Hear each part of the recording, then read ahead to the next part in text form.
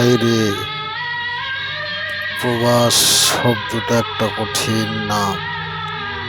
এই প্রবাসের মাটিতে যে একবার এসেছে সেই জানে প্রবাস কত কঠিন জায়গা। এখানে শুধু কষ্ট আর কষ্ট। সুখ কি জিনিস, আনন্দ কি জিনিস, প্রবাসের মাটিতে আপনি পাবেন না।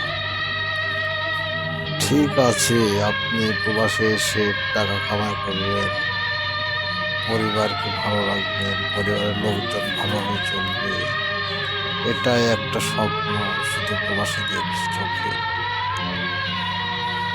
তাই প্রবাসী আসলে একটা টাকার মেশিন। পরিবারের লোকজন তারা এটাই মনে করে যে প্রবাসীরা আসলে একটা টাকার মেশিন। ওই টাকার মেশিন যতদিন প্রবাসীর মাটি থেকে টাকা ইনকাম করে দিতে পারবে ততদিনই ওই লোকটার মূল্য তাদের কাছে থাকবে।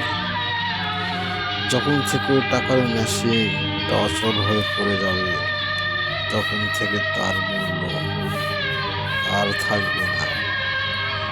এটাই বাস্তব, প্রবাসীদের কষ্ট, এটাই বাস্তব।